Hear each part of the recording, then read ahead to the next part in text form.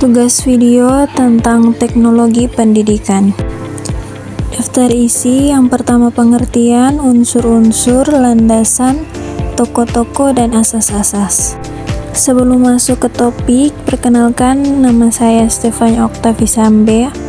Kita masuk pada poin yang pertama, yaitu pengertian. Istilah teknologi dalam teknologi pendidikan berasal dari bahasa Yunani kuno, yaitu gabungan dari kata tech yang berarti seni, kerajinan atau keterampilan, dan logos yang berarti ilmu, pengetahuan atau studi. Dengan demikian, teknologi secara etimologis berarti studi tentang seni atau kerajinan atau ilmu tentang keterampilan. Teknologi pendidikan adalah penerapan dari pengetahuan dan keterampilan tersebut untuk memecahkan masalah dalam pembelajaran manusia, menciptakan, menggunakan, dan mengelola proses serta sumber daya teknologi yang tepat untuk memfasilitasi pembelajaran dan kinerja. Kita masuk pada unsur software atau perangkat lunak. Adapun yang dimaksud alat atau perangkat software adalah semua perangkat pembelajaran dalam pendidikan yang berupa konsep, rencana, dan metode serta kurikulum dalam pengajaran. Dalam kurikulum itu sendiri terdapat unsur-unsur pembentukan antara lain sebagai berikut. Yang pertama RPP, yang kedua program semester, yang ketiga program tahunan, dan yang keempat kalender pendidikan. Ada juga unsur-unsur hardware atau perangkat keras. Unsur perangkat keras atau hardware adalah semua jenis yang berupa alat peraga atau alat bantu yang berguna untuk mempermudah proses belajar mengajar yang disampaikan seorang guru pada peserta didik agar peserta didik lebih cepat menerima materi yang diberikan oleh seorang pendidik. Adapun yang masuk dalam alat bentuk hardware atau alat bantu perangkat keras adalah sebagai berikut. Yang pertama, alat audiovisual seperti TV, FCD, dan sebagainya. Yang kedua, alat audio seperti tape record dan pita kaset radio. Yang ketiga, alat visual seperti poster hewan-hewan, organ-organ tubuh manusia, peta, proyektor, OPH, dan benda-benda yang lain yang dapat menunjang terjadinya proses belajar. Kita masuk pada landasan. Yang pertama, landasan filosofis dari ontologi, membahas objek formal teknologi pendidikan, yaitu bagaimana manusia belajar dan berbagai gejala yang menyertainya. Yang kedua, epistemologi, menjelaskan upaya untuk memperoleh kebenaran dan pengetahuan dalam bidang teknologi pendidikan melalui pendekatan sistemik dan inovatif.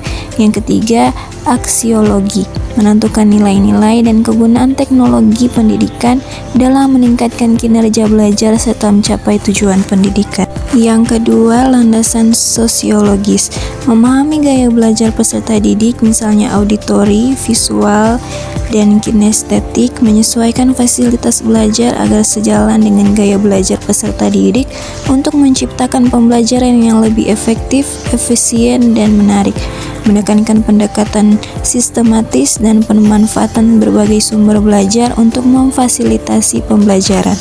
Yang ketiga, landasan psikologis, fokus pada bagaimana perubahan perilaku individu terjadi sebagai akibat dari proses belajar, mengakui bahwa teknologi pendidikan harus dirancang untuk membantu pembentukan kemampuan baru dan potensial pada peserta didik, menyediakan berbagai saluran komunikasi dan sumber belajar yang dapat diakses oleh semua anak, termasuk yang berkebutuhan khusus. Sekarang kita masuk pada tokoh-tokoh. Bisa kita lihat di sini terdapat 5 tokoh. Sekarang kita masuk pada asas-asas. Yang pertama, asas sistematis.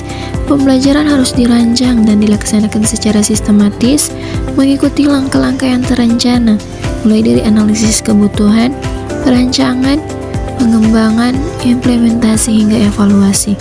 Yang kedua, asas berorientasi tujuan. Semua kegiatan dalam teknologi pendidikan harus mengarah pada tujuan pembelajaran yang jelas dan terukur. Yang ketiga, asas berpusat pada peserta didik. Fokus utama bukan pada teknologi atau guru, tetapi peserta didik. Yang keempat, asas interaktif dan komunikatif. Proses pembelajaran harus menumbuhkan interaksi dua arah antara guru dan peserta didik, serta antar peserta didik.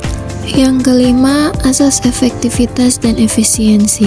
Teknologi pendidikan digunakan agar proses pembelajaran menjadi efektif mencapai hasil belajar yang diinginkan, efisien menggunakan waktu, tenaga, dan biaya sehemat mungkin. Yang keenam, asas pemanfaatan teknologi. Setiap teknologi, alat, media, aplikasi harus dipilih dan digunakan sesuai kebutuhan pembelajaran, bukan sekedar ikut tren. Yang ketujuh, asas relevansi. Isi, metode, dan media pembelajaran harus relevan dengan konteks kehidupan peserta didik, lingkungan sosial budaya, serta perkembangan zaman. Yang ke-8, asas evaluatif. Setiap kegiatan pembelajaran perlu dievaluasi secara terus-menerus untuk mengetahui efektivitas dan perbaikan yang diperlukan. Yang ke-9, asas etika dan kemanusiaan. Penggunaan teknologi harus tetap menjunjung nilai-nilai moral, etika, dan kemanusiaan. Sekian materi teknologi pendidikan. Terima kasih.